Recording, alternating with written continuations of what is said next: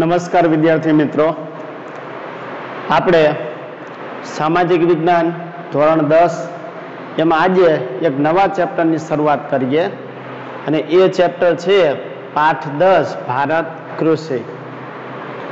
આપણો દેશ એટલે કૃષિ પ્રધાન દેશ કહેવાય. કૃષિ પ્રધાન દેશ કયા અર્થમાં? તો કે આપણા દેશના લોકોની મુખ્ય આર્થિક જે પ્રવૃત્તિ છે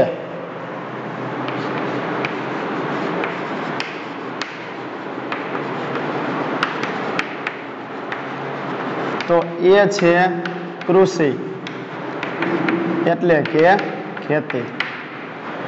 હજી પણ આપણા દેશમાં મોટા ભાગના લોકો ખેતી ક્ષેત્રમાં જોડાયેલા છે. દેશની કુલ વસ્તીના લગભગ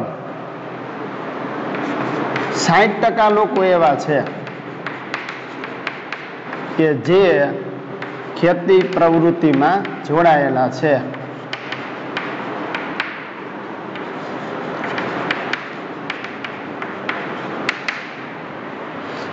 એક તો મુખ્ય આર્થિક પ્રવૃત્તિ ખેતી છે. બીજું 60% લોકો ખેતી પ્રવૃત્તિમાં જોડાયેલા છે. આગળ વાત કરીએ તો કે આપણી જે રાષ્ટ્રીય કુલ ઉત્પાદન કહેવાય, જે અલગ અલગ ક્ષેત્રોમાંથી આવે. હવે આ ક્ષેત્રો એટલે કયા? તો કે પ્રાથમિક ક્ષેત્ર છે, ત્યાર પછી માધ્યમિક ક્ષેત્ર અને ત્રીજું સેવા ક્ષેત્ર. આના વિશે તમે 15મા ચેપ્ટરમાં વિગતવાર અભ્યાસ કરી ગયા છો. પ્રાથમિક ક્ષેત્ર કે જેમાં કુદરત દ્વારા મળેલું જે કાંઈ હોય, ખેતી, પશુપાલન, વન સંવર્ધનની વાત છે, પછી કે મરઘા બતકા ઉછેર છે વગેરે. માધ્યમિક કે જેની અંદર નાની ટાંકણીથી માંડી મહાકાય યંત્ર બનાવતા ઉદ્યોગોનો સમાવેશ થાય છે. બરાબર, એ થયું માધ્યમિક ક્ષેત્ર, ટૂંકમાં ઉદ્યોગો બધા.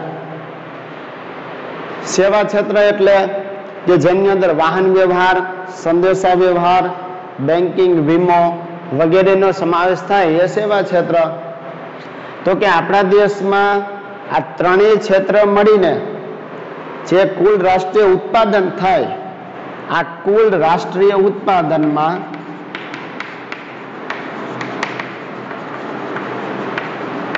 કૃષિ ક્ષેત્રનો ફાળો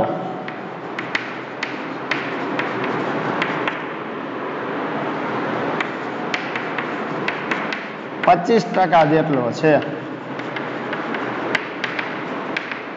એનો મતલબ એવો થયો કે 25% લોકો, સોરી 25 નહીં પણ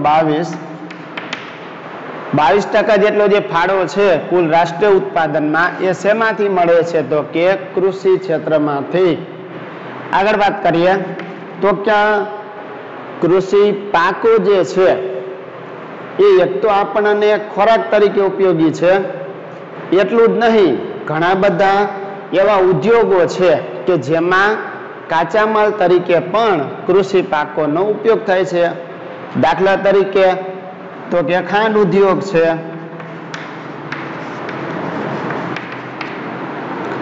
કે જેમાં કાચા માલ તરીકે શેરડીનો ઉપયોગ થાય છે. કૃષિ પેદાશોનો ઉપયોગ થતો હોય તેવા ઉદ્યોગો. પછી કે આપણે આપણા દેશમાંથી અલગ અલગ વસ્તુઓની જે નિકાસ કરીએ છીએ. આપણે અગાઉ વાત કરી હતી કે વેપાર છે એ બે પ્રકારના હોય, આંતરિક વેપાર અને આંતરરાષ્ટ્રીય.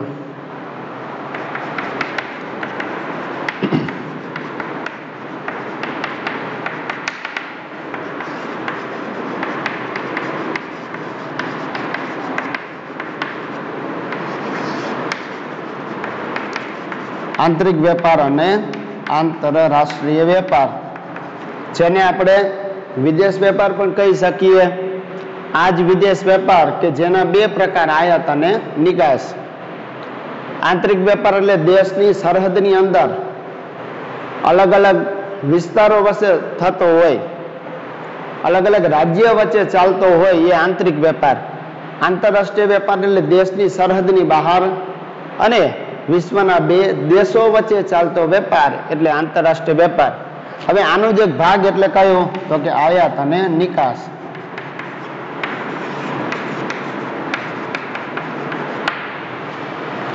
આયાતનો મતલબ થશે વિશ્વના અન્ય દેશોમાંથી વસ્તુની ખરીદી કરીને લાવવી. નિકાસનો મતલબ થાય આપણા દેશમાંથી વસ્તુઓ બીજા દેશમાં વેચાણ માટે મોકલવી. એટલે એ જ કહે છે કે આજે કુલ નિકાસ છે અલગ અલગ ક્ષેત્રની, તો એમાંથી કૃષિ ક્ષેત્રનો ફાળો કેટલો છે?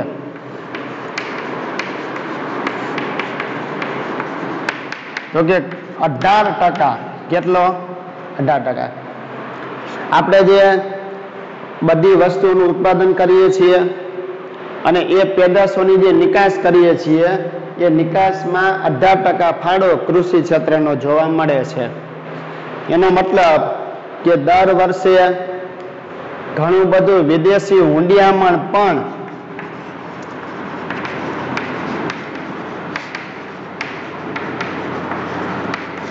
કયા ક્ષેત્ર દ્વારા મળે છે? તો કે કૃષિ ક્ષેત્ર દ્વારા. વિદેશી હુંડિયામણ એટલે કે આપણે જ્યારે વસ્તુઓની નિકાસ કરીએ અને એના બદલે જે નાણું મળે એને આપણે કહીશું વિદેશી હુંડિયામણ. આમ આટલા કારણોને લીધે આપણે ભારતને કેવો દેશ કહી શકાય? તો કે ભારત એક કૃષિ પ્રધાન દેશ છે. આ પાઠમાંથી તમારે પેપર સ્ટાઇલ મુજબ 2 માર્કના પ્રશ્ન આવશે અને 3 માર્કના આવે. 5 માર્કનો પણ એકાદો પ્રશ્ન પૂછાય.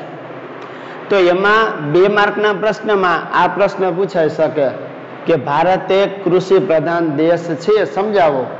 ત્યારે તમારે આટલી બાબત યાદ રાખવાની.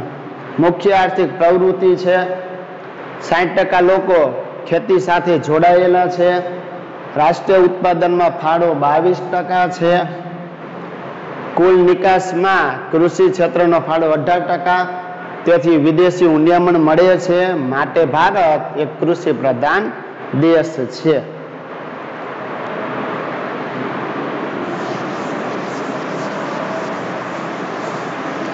હવે આપણા દેશની જે ખેતી છે તેને આપણે 2 પરિબળો જોઈ લઈએ કે સારા અને જે આપણે નબળા કહી શકાય. સારા એટલે કયા? તો કે પહેલા એવું હતું કે મોટા ભાગે આપણે સૂકી ખેતી હતી, મતલબ કે વરસાદ ઉપર આધારિત જ ખેતી હતી. વરસાદ પડે તો સારી આવક મળે, સારી ઉપજ મળે, સારા પાક લઈ શકાય. પણ અત્યારે સિંચાઈની સગવડતા મળે છે એટલે વર્ષમાં એક કરતાં વધારે પાક આપણે લઈ શકીએ છીએ. આપણે સારા પરિબળોમાં કયા ગણી શકીએ? તો કે એક તો અનુકૂળ આબોહવા છે,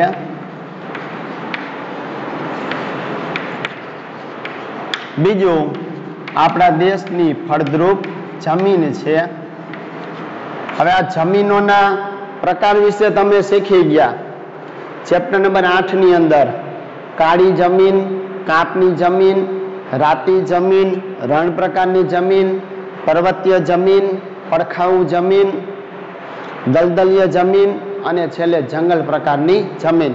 એટલે કે અનુકૂળ આબોહવા છે, ફળદ્રુપ જમીન છે, સિંચાઈની સગવડતા મળે છે,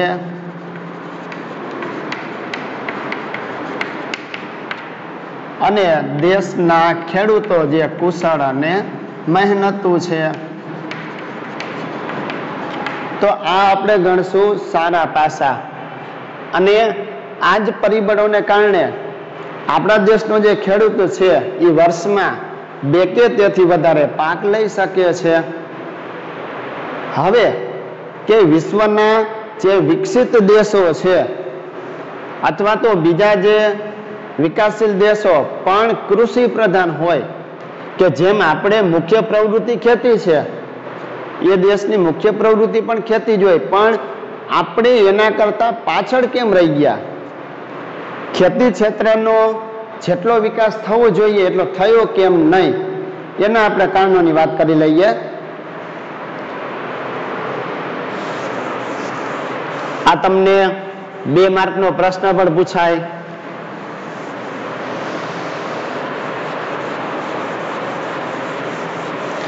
પ્રશ્ન આવી રીતે પૂછાય, ભારતમાં કૃષિ ક્ષેત્રે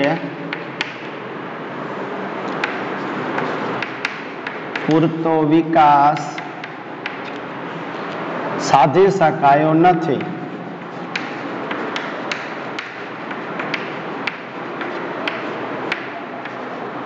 સમજાવો, અથવા તો વિધાન સમજાવો, કારણ આપો, એ પછી ગમે તે લખી શકાય. પણ સમજવાનું આટલું કે કૃષિ ક્ષેત્રે પૂરતો વિકાસ સાધી ન શકાયો, એનો મતલબ વિકાસ તો થયો છે, ઉત્પાદનમાં વધારો થયો છે, ખેડૂતોની પરિસ્થિતિમાં સુધારો થયો છે, પણ જે બીજા કૃષિ પ્રધાન દેશો છે એના જેટલો નથી થયો. એના આ બધા કારણ છે. એમાં પેલું જ કારણ શું આવશે તો કે દેશનો જે ખેડૂત છે એ ગરીબ અને નિરક્ષર છે. ગરીબ અને નિરક્ષર છે. ગરીબ છે માટે એ આધુનિક ખેતી અપનાવી નથી શકતો. સુધારેલા બિયારણ, રાસાયણિક ખાતર, જંતુનાશક દવા, આધુનિક યંત્રો છે એ અપનાવી શકતો નથી. નિરક્ષર છે. નિરક્ષર હોવાને કારણે સરકાર દ્વારા કૃષિ ક્ષેત્રના વિકાસ માટે અલગ અલગ જે યોજનાઓ બનાવવામાં આવે તો એ યોજનાઓનો લાભ ખેડૂત છે લઈ શકતો નથી. બીજું કારણ છે અપૂરતી સિંચાઈની સગવડ.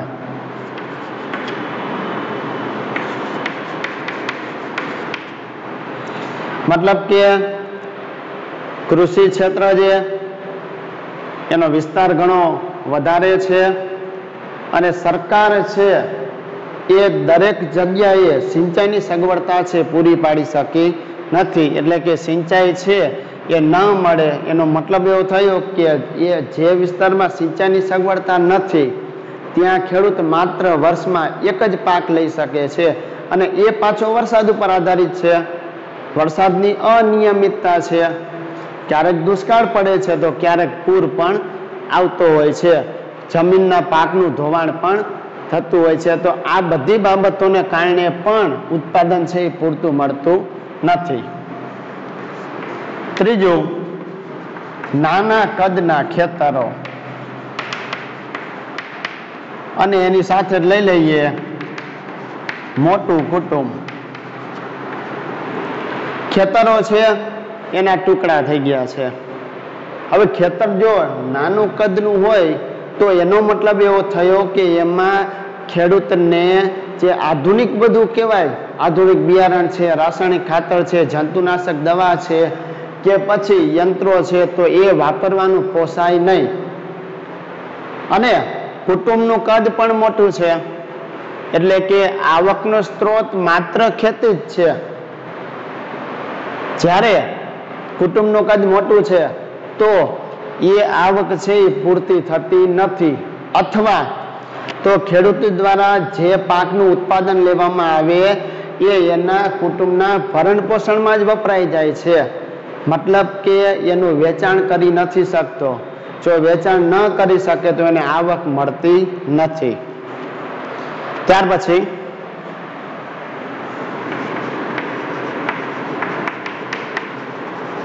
પ્રયોગશીલતા પ્રત્યે ઉદાસીનતા.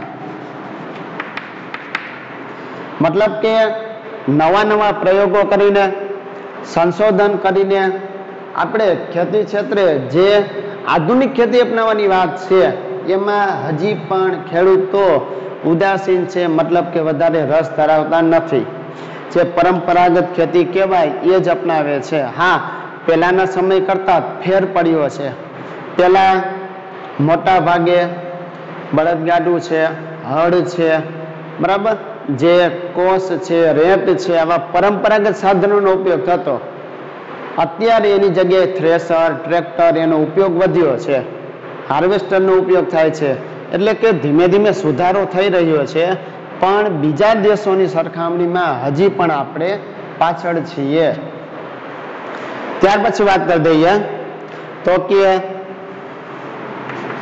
રાસાયણિક ખાતર, જંતુનાશક દવા,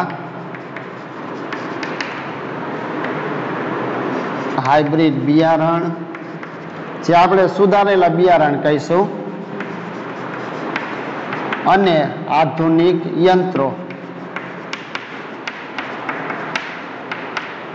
આનો ઓછો ઉપયોગ થાય છે.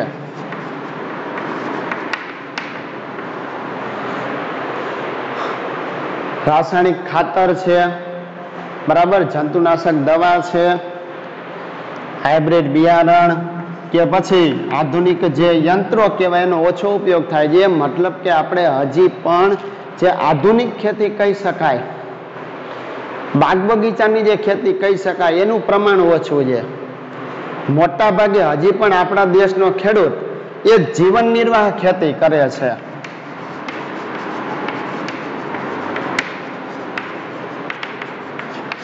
કૃષિના જે પ્રકારો છે એમાંનો એક પ્રકાર એટલે જીવન નિર્વાહ. પછી બીજા પણ આવશે, સૂકી ખેતી આવશે, આદ્ર ખેતી આવશે, સ્થળાંતરિત ખેતી આવશે, સઘન ખેતી આવશે, બરાબર. એમાંનો આ એક પ્રકાર એટલે જીવન નિર્વાહ ખેતી.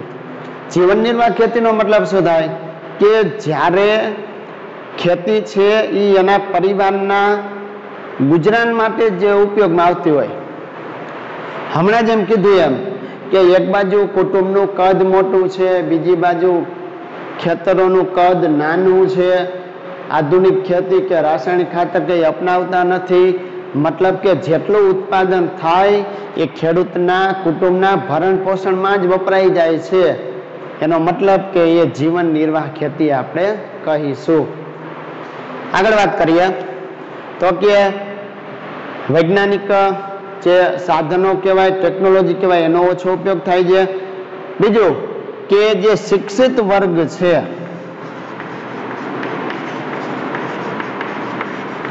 શિક્ષિત વર્ગ ખેતીમાં બરાબર જોડાતો નથી. મતલબ કે શિક્ષિત લોકો છે એ બરાબર ખેતીમાંથી રસ લેતા નથી.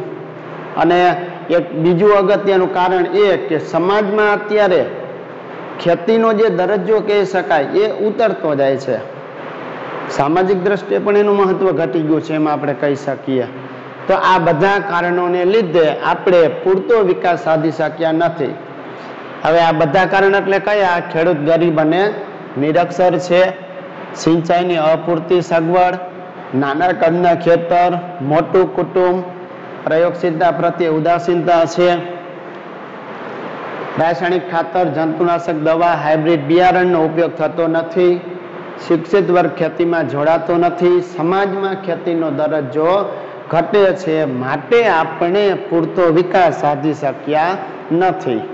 ચાલો હવે એના પ્રકારોની વાત કરી લઈએ. હમણાં નામ તો કીધા છે, હવે લખીએ વિગતવાર.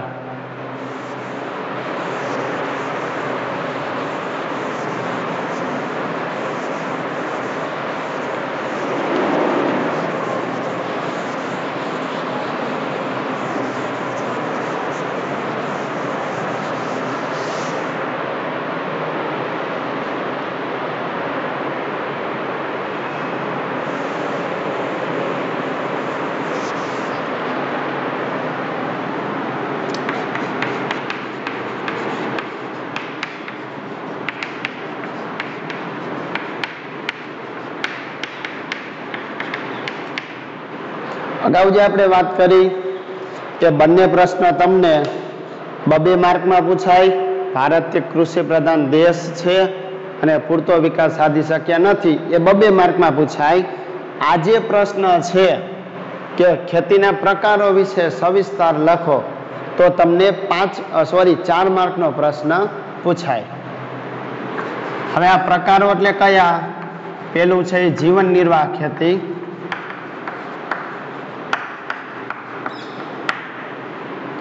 બીજું આવશે સૂકી ખેતી, ત્રીજું છે એ આદ્ર ખેતી,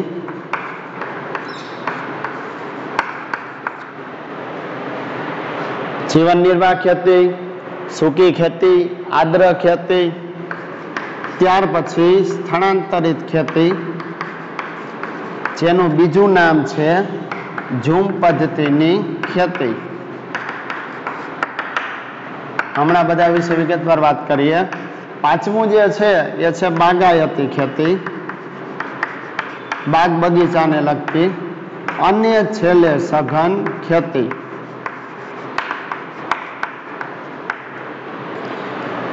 એટલે કે આ જે વિભાગ છે ખેતીના એ શેને પ્રકારે પાડવામાં આવ્યા? તો કે આપણા દેશની આર્થિક સામાજિક પરિસ્થિતિ છે,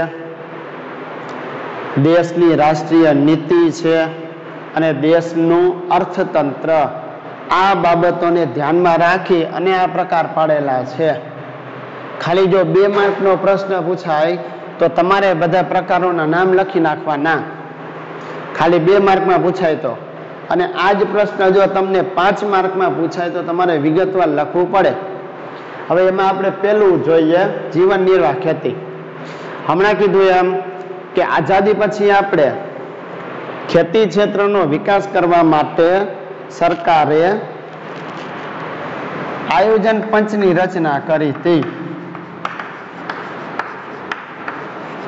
જે અત્યારે નીતિ આયોગ તરીકે ઓળખાય છે. આ જ આયોજન પંચ કે નીતિ આયોગ કે જેને અલગ અલગ પંચવર્ષીય યોજનાઓ દરમિયાન અલગ અલગ જે ક્ષેત્રો જેનો વિકાસ કરવાનું કાર્ય હાથમાં લીધું હતું.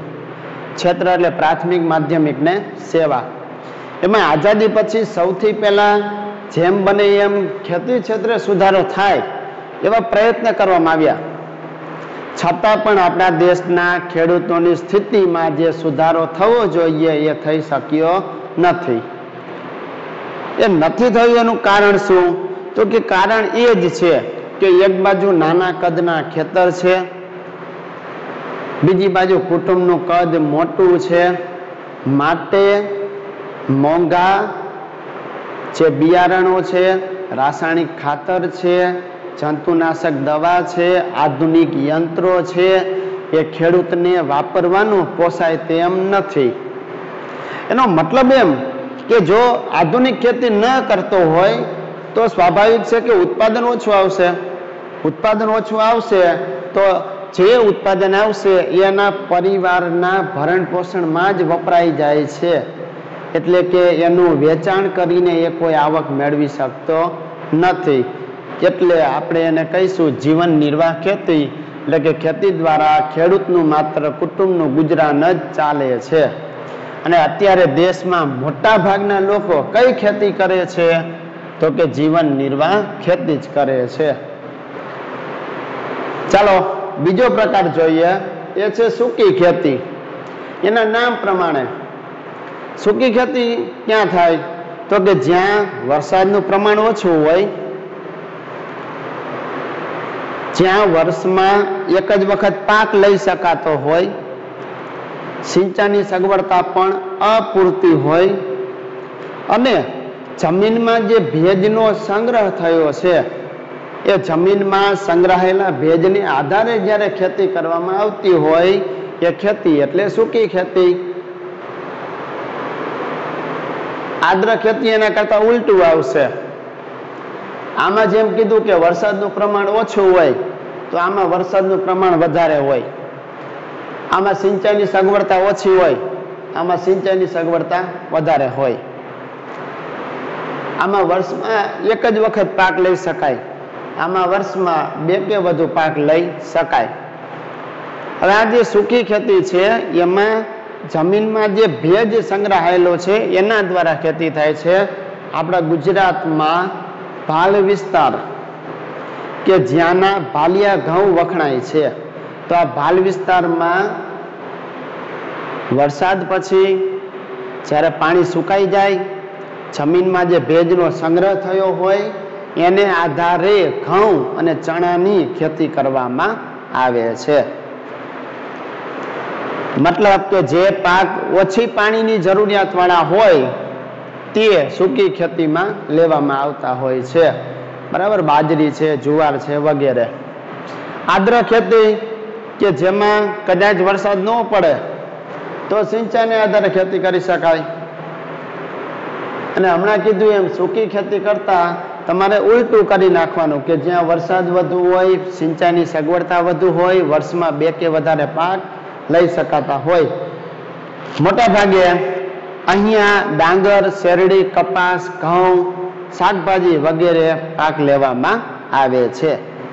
ચોથો પ્રકાર છે સ્થળાંતરિત ખેતી. હવે સ્થળાંતર કરવું એટલે તમને ખબર છે, અગાઉના ધોરણમાં તમે શીખી ગયા છો કે વ્યક્તિ જ્યારે એક સ્થળેથી બીજા સ્થળે કાયમી વસવાટ કરવા માટે જાય તો એને આપણે સ્થળાંતર કહીશું. અહીંયા પણ એવું જ બને છે. સ્થળાંતરિત કે ઝૂમ ખેતીમાં હોય શું તો કે જે જંગલ વિસ્તાર છે એ જંગલોના વૃક્ષોને કાપીને ત્યાંની જે જમીન હોય એને સાફ કરવામાં આવે, પછી ત્યાં ખેતી કરવામાં આવતી હોય છે. થોડાક વર્ષો થાય એટલે આ જે જમીન છે એની ફળદ્રુપતા ઓછી થઈ જાય, માટે ખેડૂતો શું કરશે તો કે ત્યાંથી બીજા સ્થળે સ્થળાંતર કરશે. ત્યાં રહેલા જે વૃક્ષો છે એને કાપી નાખશે, સાફ કરશે, બાળી નાખશે, જે કરે તે, પછી ત્યાં વળી પાછા ખેતી કરશે. આમ એક સ્થળેથી જ્યારે બીજા સ્થળે ખેતી કરવામાં આવતી હોય તો એને આપણે કહીશું સ્થળાંતરિત કે ઝૂમ ખેતી, જેમાં પાકનું ઉત્પાદન ઓછું આવે છે. બીજું, ઝૂમ ખેતીને આપણે જંગલ વિનાશનું એક કારણ પણ કહી શકાય, કારણ કે એક જગ્યાએ વૃક્ષો કાપ્યા, ખેતી કરી, વળી પાછા બીજી જગ્યાએ જશે, વૃક્ષો કાપશે, ખેતી કરશે, આમ એ જંગલ વિનાશનું કારણ પણ છે. અને સૌથી ઓછા જે આપણે કહી શકીએ ઉત્પાદન એ શેમાં આવશે તો કે સ્થળાંતરિત કે ઝૂમ ખેતીમાં. બાગાયતી ખેતીની વાત કરીએ તો કે જેમાં રાસાયણિક ખાતર, જંતુનાશક દવા, સુધારેલા બિયારણ છે, ખેડૂત પાસે યંત્રોનું જ્ઞાન હોય, ખેડૂત પાસે થોડીક આવક સારી હોય, કાંઈક એની પાસે આવડત હોય તો એવો ખેડૂત બાગાયતી ખેતી કરી શકે છે. અહીંયા બગીચાઓ બનાવવામાં આવતા હોય છે, બરાબર. હવે આ કયા બગીચા હોય તો કે નાળિયેર છે, ચા, રબર, કોફી, કોકો, બરાબર. આ બધા જે પછી અલગ અલગ જે ફળ છે એના બગીચા હોય તો એ ખેતી એટલે બાગાયતી ખેતી. પણ આમાં જરૂર શું છે? કુશળ ખેડૂત જોઈ, આધુનિક ખેતી અપનાવતો હોવો જોઈએ, વધારે મૂડી રોકાણની પણ જરૂર પડે છે. છેલ્લે આપણે વાત કરીએ સઘન ખેતીની.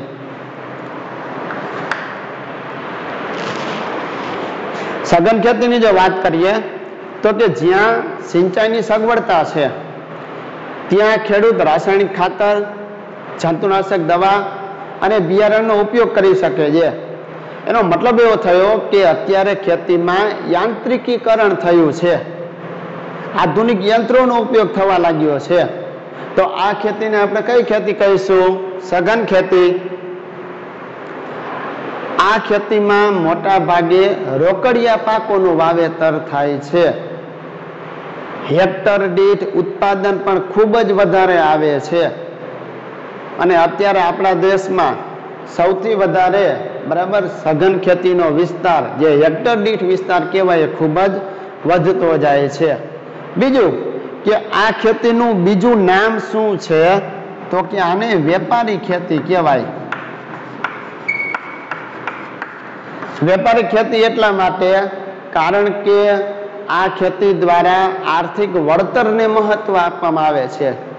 કારણ કે જેમ વધારે રોકડિયા પાકોનું વાવેતર થશે, બરાબર, એમ ખેડૂતની આવક વધશે, એટલે કે આર્થિક વળતર વધે છે. માટે સઘન ખેતીને વેપારી ખેતી કહે છે. આમ આપણે કૃષિના અલગ અલગ 6 પ્રકારોનો અભ્યાસ કર્યો. જીવન નિર્વાહ ખેતી, જેનું આપણે બીજું નામ કહી શકીએ આત્મનિર્વાહ ખેતી.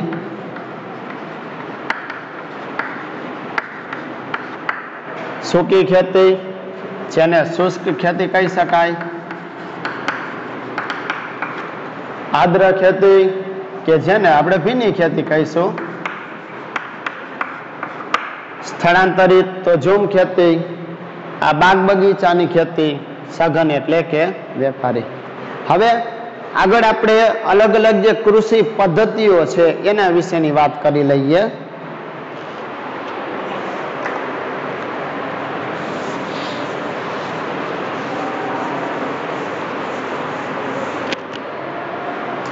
આ કૃષિ પદ્ધતિઓ વિશે સળંગ તો પ્રશ્ન નથી પૂછાતો, પણ હા, જેના અલગ અલગ 3 પદ્ધતિઓ છે એ 3માંથી તમને કોઈ પણ એક વિશે પૂછી શકે, અને એમાં પણ વધારે સજીવ ખેતી વિશે પૂછાય છે.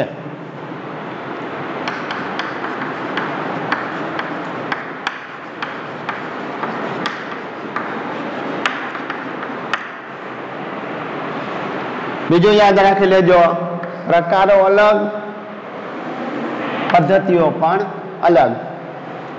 હવે આ 3 પદ્ધતિ એટલે કઈ? પહેલું છે સજીવ ખેતી,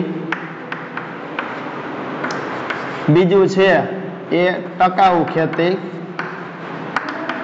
જેને આપણે પોષણક્ષમ ખેતી પણ કહીશું, અને ત્રીજું જે છે એ છે મિશ્ર ખેતી.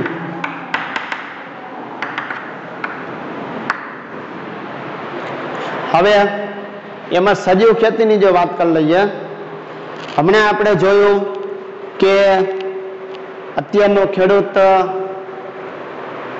વધારે ઉત્પાદન મેળવવા માટે રાસાયણિક ખાતર, જંતુનાશક દવા એનો ઉપયોગ કરે છે, રસાયણોનો ઉપયોગ વધી ગયો છે, અને આ જ રસાયણો માનવીના સ્વાસ્થ્ય માટે નુકસાનકારક છે.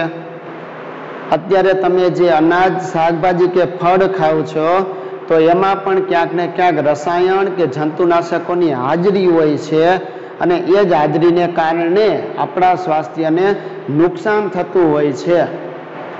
એની સાથે સાથે પર્યાવરણને પણ નુકસાન થાય છે, કારણ કે જો વધારે પડતું રાસાયણિક ખાતર કે જંતુનાશક દવા વપરાય તો જમીનની જે ફળદ્રુપતા છે એ પણ લાંબા ગાળે ઘટી જાય છે. જમીનની ફળદ્રુપતા ઘટશે એટલે સ્વાભાવિક છે કે પાકનું ઉત્પાદન પણ ઘટી જશે. તો એ ન થાય એના માટેની ખેતી એટલે સજીવ ખેતી. કે આ સજીવ ખેતી એવી પદ્ધતિ છે કે જેમાં રાસાયણિક ખાતર, જંતુનાશક દવા કે જેનો ઉપયોગ કરવામાં આવતો નથી. પાકના પોષણ માટે છાણિયું ખાતર છે, લીલો પડવાશ છે, અળસિયાનું ખાતર છે, એનો ઉપયોગ કરવામાં આવે છે.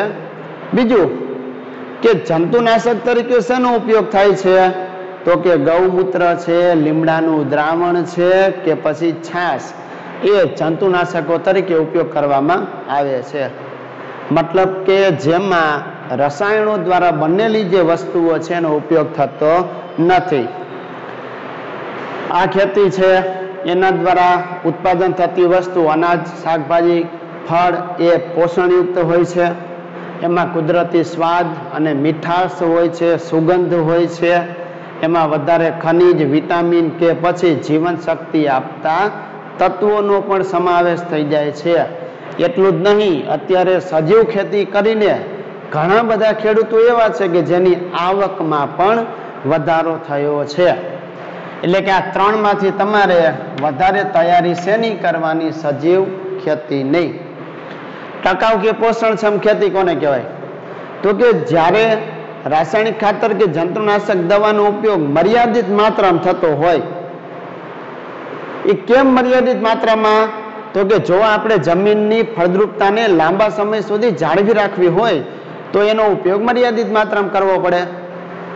એ માટે શું કરવું? તો કે ઊંડી ખેતી કરવી, પાકની ફેરબદલી કરવી, સમયે સમયે નિંદણ છે એ પણ કરવું છે, કીટકોને આપણે નિયંત્રણમાં લેવાના છે, પાણીનું સંરક્ષણ કરવાનું છે. આ બધી બાબતોને આધારે આપણે જમીનની ફળદ્રુપતાને ટકાવી શકીએ. એ ખેતી એટલે ટકાઉ ખેતી. મિશ્ર ખેતી એટલે કઈ ખેતી?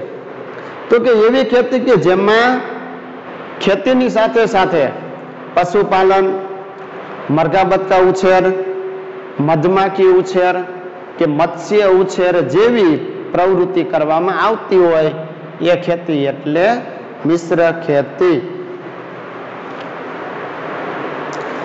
હવે આપણે ભારતની કૃષિ પેદાશો વિશેની વાત કરી લઈએ. આ યાદ રાખી લેજો. પ્રકાર પૂછે તો 6, પદ્ધતિઓ પૂછે તો 3. એમાં મહત્વનું સજીવ ખેતી.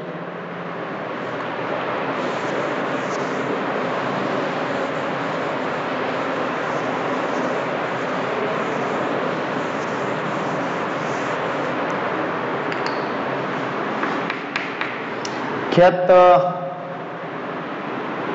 કૃષિ પેદાશોની વાત કરીએ. ભારતની કૃષિ પેદાશો.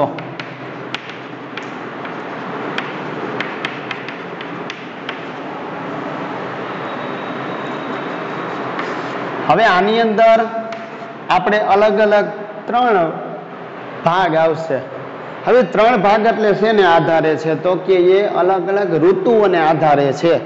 હવે ઋતુ એટલે કઈ? શિયાળો, ઉનાળો ને ચોમાસું. એનો મતલબ કે કઈ ઋતુમાં કયો પાક લેવામાં આવે એ કયા નામે ઓળખાય. બરાબર. હવે માનો કે આપણે પેલું લખીએ કે ખરીફ પાક, બીજું આપણે લખીએ રવિ પાક, અને ત્રીજું જે છે એ છે જાયદ પાક. ખરીફ પાક છે એ કઈ ઋતુમાં લેવાય તો કે ચોમાસામાં. રવિ પાક છે એ તો કે શિયાળામાં, અને જાયદ પાક કે જે ઉનાળામાં. એટલે હવે તમે વાક્ય બનાવી શકો.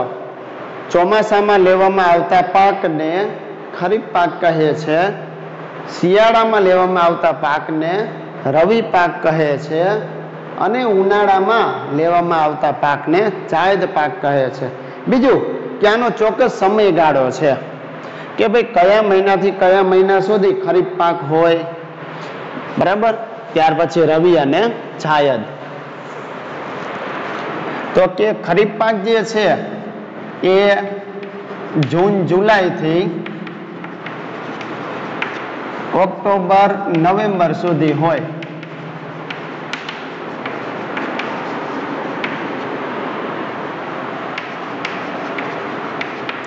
જૂન જુલાઈ થી ઓક્ટોબર નવેમ્બર સુધી ખરીફ પાક.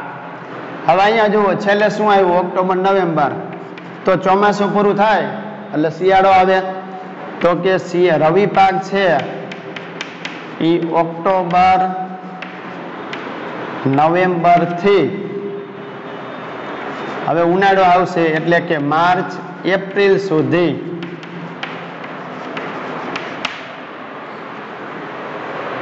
બરાબર. ઓક્ટોબર નવેમ્બર થી આપણે ગણીએ તો શિયાળાની જે શરૂઆત છે એ શરૂઆત થઈ જતી હોય છે. આમ તો પાછા ફરતા મોસમી પવનોની ઋતુ હોય, પણ ધીમે ધીમે હવે ડિસેમ્બર થી શરૂઆત થઈ જાય શિયાળાની. એટલે કે ઓક્ટોબર નવેમ્બર થી માર્ચ એપ્રિલ સુધી કયો તો કે શિયાળો, અને શિયાળો હોય તો રવિ પાક. હવે અહીંયા જુઓ છેલ્લે માર્ચ એપ્રિલ ની વાત કરી તો કે જાયદ પાક છે એ માર્ચ થી વળી પાછા ક્યાં આપણે આવતા રહીશું? જૂન સુધી. એટલે કે માર્ચ એપ્રિલ થી જૂન જુલાઈ સુધી જે છે એ જાયદ પાક લેવામાં આવે છે. હવે કે ભાઈ કયા પાકને રવિ પાક કહેવાય, કયા પાકને છે એ જાયદ કહેવાય કે ખરીફ કહેવાય? તો કે ડાંગર, મકાઈ, જુવાર. બરાબર. ડાંગર, મકાઈ, જુવાર, બાજરી આ બધા છે એ ખરીફ પાક છે. ઘઉં, ચણા, જવ, બરાબર, કે પછી સરસવ છે, આ રાયડો છે, આ બધા રવિ પાક છે. તરબૂચ, કાકડી, મગફળી, મકાઈ, ડાંગર એ ખરીફ પાકની સાથે સાથે જાયદ પાક પણ છે. એનો મતલબ એવો થયો કે ડાંગર છે, મગફળી છે કે જે ચોમાસામાં લેવામાં આવે છે તો સાથે એ ઉનાળામાં પણ લઈ શકાય છે. પણ ક્યાં લઈ શકાય? કે જ્યાં સિંચાઈની સગવડતા હોય ત્યાં. બીજું કે આ છે તમને 2 માર્કમાં તફાવત પૂછે પણ તફાવતમાં તમને 3 એ 3 નું સાથે નહીં પૂછે. માનો કે ખરીફ અને રવિનું પૂછી શકાય, અથવા રવિ અને જાયદ, કે પછી ખરીફ અને જાયદ. આમ કોઈ પણ 2 વિશે તમને પૂછી શકે. 2 માર્કમાં પૂછાય તો સામે સામે તમારે બરાબર 3 મુદ્દા છે એ લખી નાખવાના. હવે આપણે મુખ્ય જે કૃષિ પેદાશો છે એમાં વાત કરીએ તો એ તો બહુ સહેલું છે કે ભાઈ ધાન્ય પાક કોને કહેવાય? જે આપણે અનાજ કહીએ છીએ. એમાં ડાંગર, ઘઉં, બરાબર, જુવાર, બાજરી, મકાઈ, તો આ બધા ધાન્ય થયા. કઠોળ તો કે તુવેર છે, મગ છે, ચણા છે, વટાણા છે, મઠ છે, અડદ છે, આ બધા કઠોળ કહેવાય. તેલીબિયા પાક કયા? તો કે મગફળી, તલ, સોયાબીન, બરાબર. તો આ બધા છે એરંડા, સરસવ, સૂર્યમુખી, તો એને કહીશું આપણે તેલીબિયા. ત્યાર પછી પીણા કે જેમાં ચા, કોફી અને કોકો આવશે. રોકડિયા પાક જે સઘન ખેતીની વાત કરી હતી એ, તો એની અંદર કપાસ, શેરડી, શણ, તમાકુ અને રબર આવશે, જે રોકડિયા પાક કહેવાય. ઔષધીય મસાલા પાક કયા? જીરું, વરિયાળી, ઈસબગુલ, ધાણા, મેથી, અજમો, મરી વગેરે આપણે ઔષધીય પાક કહીશું, મસાલા જેને કહેવાય. ફળ કયા? તો કે કેરી, કેળા, ચીકુ, પપૈયું વગેરે. શાકભાજી બટાકા, રીંગણ, ડુંગળી, ટામેટા, દૂધી વગેરે. ટૂંકમાં કૃષિ પેદાશો છે એ બહુ સહેલું છે, એ તમારે ક્યાંય વાંચવાની જરૂર પણ નથી. તમે જ્યારે શાકભાજી કે બધી વસ્તુઓની ખરીદી કરવા જતા હોય ત્યારે તમને પણ ખબર પડે છે કે આને અનાજ કહેવાય, આને કઠોળ કહેવાય, આને શાકભાજી કહેવાય. આજે આટલું રાખીએ. નેક્સ્ટ પીરિયડમાં આપણે જે પેલું જોયું હતું ધાન્ય પાકો, તો આ ધાન્ય પાકો વિશે વિગતવાર અભ્યાસ કરાવવામાં આવશે, કે જેની અંદર ડાંગર વિશે, ઘઉં વિશે, જુવાર, બાજરી, મકાઈ, એના વિશેનો તમારે અભ્યાસ કરવાનો આવશે. પછી કઠોળ વિશેની વાત આવશે, તેલીબિયાની વાત આવશે, એ નેક્સ્ટ પીરિયડમાં. હવે આજનું તમારું હોમવર્ક શું? તો કે આપણે જે કૃષિ પ્રકારો જોયા હતા 6, એ 6 પ્રકાર વિગતવાર રફ નોટમાં લખી લેજો.